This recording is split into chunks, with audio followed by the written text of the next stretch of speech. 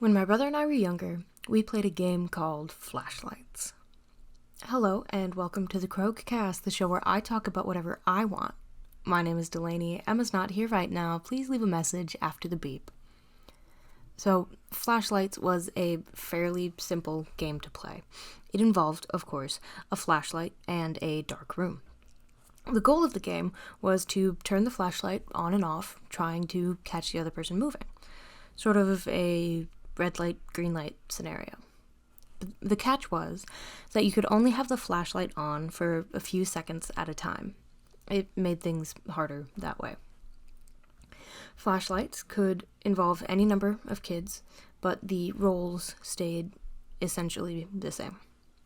There was the light holder, or light keeper in later adaptations of the game, and dark stalkers. If you were the light holder, you were in charge of the flashlight, sweeping it around the room trying to catch the stalkers. If you, however, were a stalker, your job was to get to the light keeper without being caught. If you were caught moving in a beam, you had to pretend to dissolve into ash, and if there were no more people playing, the game was over and the lights would come back on. There are a few different game modes, so to speak, for flashlights. I don't think they all had official names, but there were a few that did. So there was the classic game mode, so that was the dark stalker has to move in a straight line until they're caught or they win. And then there was bum rush. The stalker wasn't allowed to walk, right? They could only run in a forward line, right? And this made it harder because even though they could get to the light keeper faster, it made it harder to stop, and so it made it easier to get caught, right? So it was kind of a give-take whole scenario. But then there was Paranoia, which was the hardest game to play. So the light keeper could only switch their flashlights on for around a second at a time. The dark stalker was allowed free range of motion, and they could move in any direction that they wanted. The catch was that if they lost, they lost if the light touched them at all, and it wasn't so much of getting to the light keeper to win, it was attempting to break the light keeper, so to speak. So the main goal of Paranoia was to freak out the light keeper as much as possible before you were caught or they forfeited, meaning that you won. Right?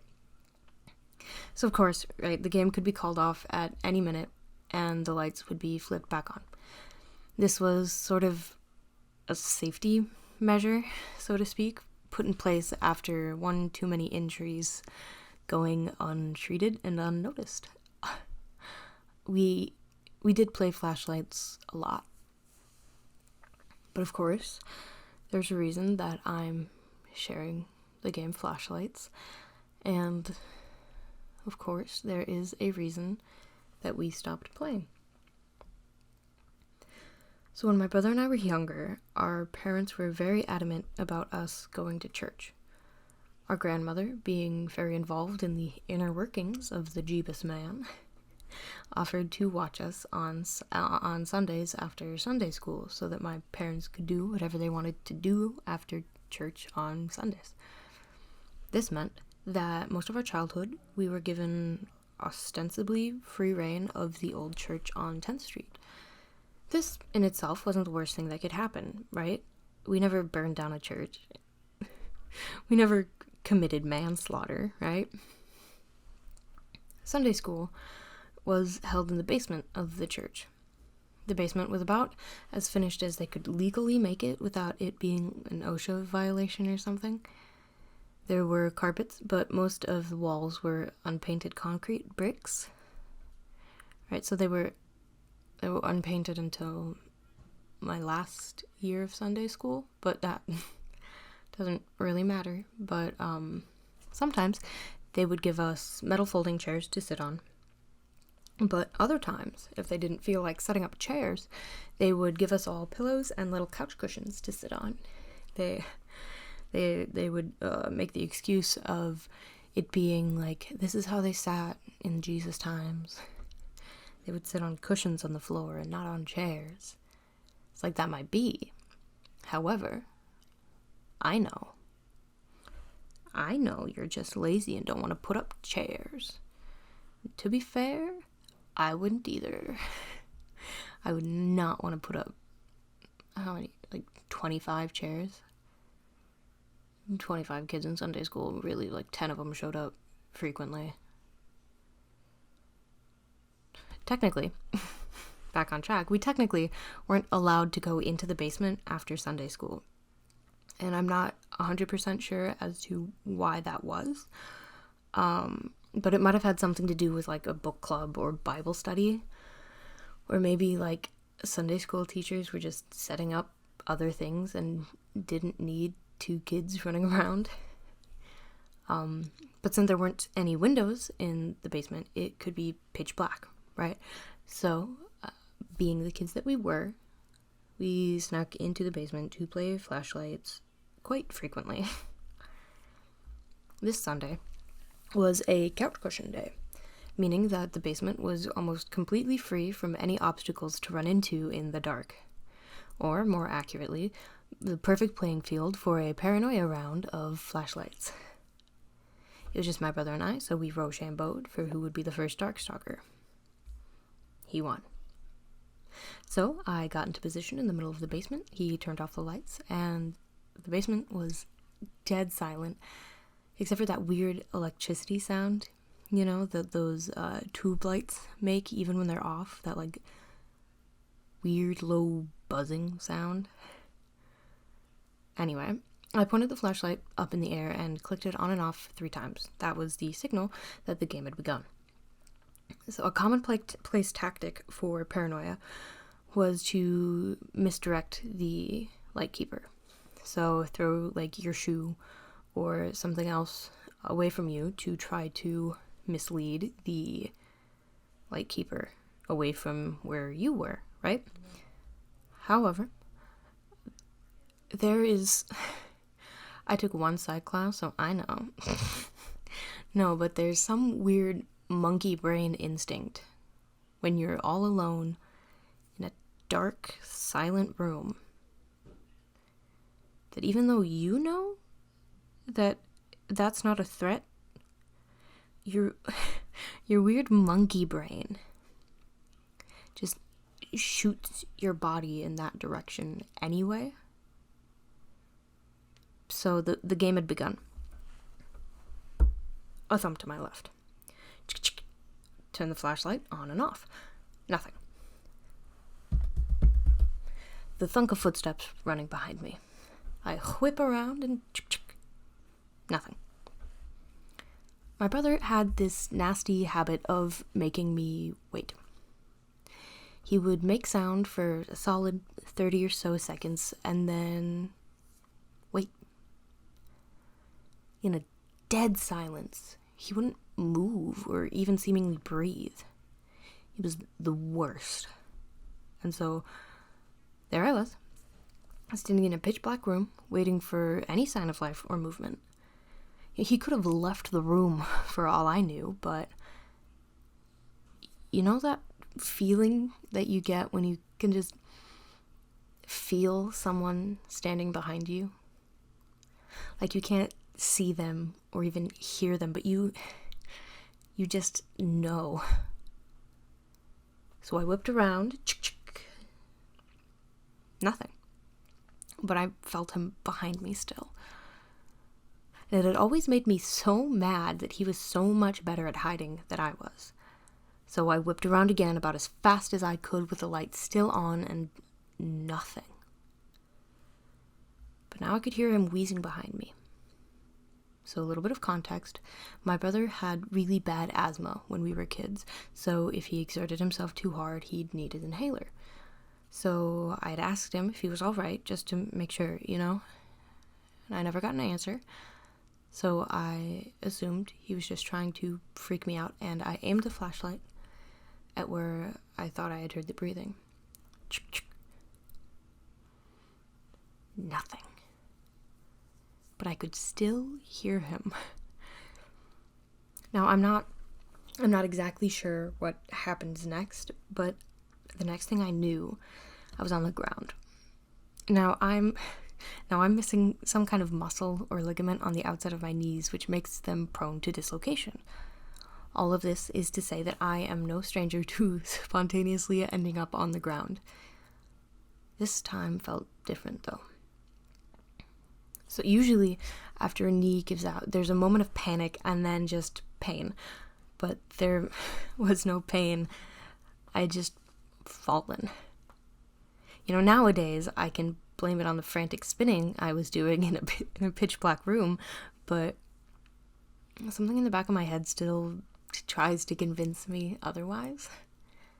But I did a quick assessment of my body to see if everything was all right. I was relatively unharmed, but I was still a little shaken nonetheless. But I was not about to forfeit the game and let my brother win. So I stood up and began to flick my flashlight on and off again. I stood there for almost 15 minutes, just flicking the flashlight on and off. This was by far the longest round of flashlights we had ever played. After a while, I could feel that tingle of fear running up my body, like hands running their way from the base of my neck all the way to my head. The next thing I knew, I'm falling face first. It felt like my head had been pushed because my chin hit my chest as my chest hit the floor.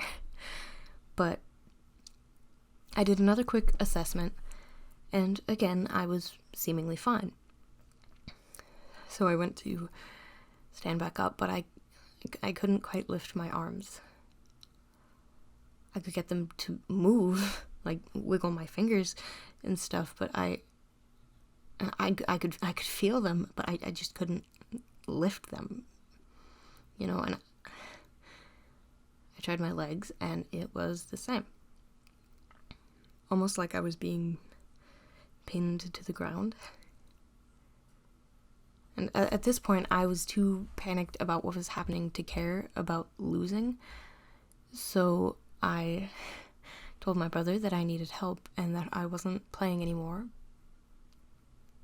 But the lights never came back on. So there I was, 10 years old, laying face down in the pitch black basement of my church, not being able to get up and crying for help. At this point, I was almost certain that my brother had pinned me to the floor and was just torturing me because that's what older brothers do. But now I was certain that that's how I was going to die. And I'm sure that we sat there in a dead silence for hours, just me weeping and begging for him to knock it off, for someone to help me. And I was so certain that I was going to die. Something had convinced me that my brother was going to murder me. Finally, after what felt like almost half a day, the lights suddenly came flashing on and I was blinded, but I had been able to move my arm to shield my eyes, so whoever was pinning me down had gotten off of me and I could move again. I looked up at the light switch and saw my grandmother standing in the doorway looking very disappointed. And standing behind her was my brother, looking just about as confused as I probably did when we made eye contact.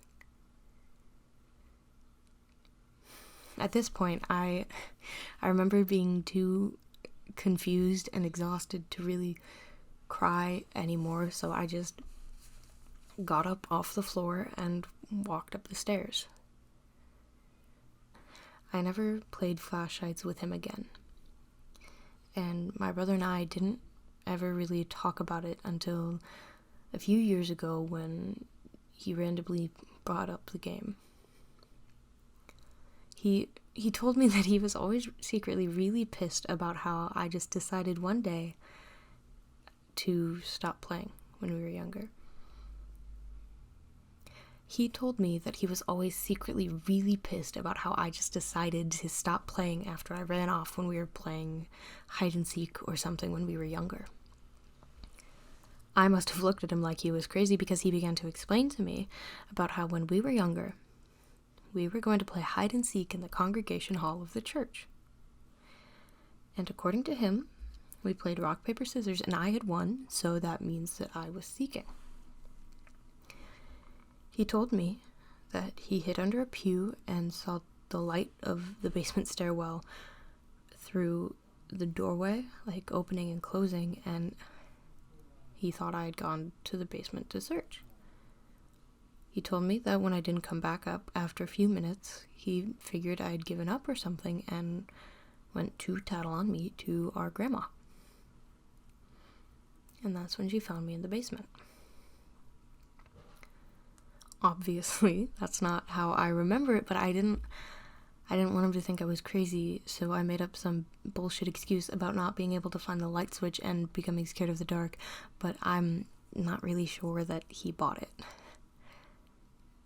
I think about it every now and again. I'm almost dead certain that it has some logical explanation, like maybe I'm just remembering it wrong, or it's some weird over-exaggeration of 10-year-old terror, but I don't know. Sometimes when it's dark, I have to convince myself that the vents are what's wheezing, or that the house is just making that thumping noise. But the worst is when I have to pretend that I don't feel hands moving up my spine, because I'm sure it's just a shiver. I do have low iron, so I get cold really easily, but I don't know, it's just, there's something in the back of my head that just makes me think,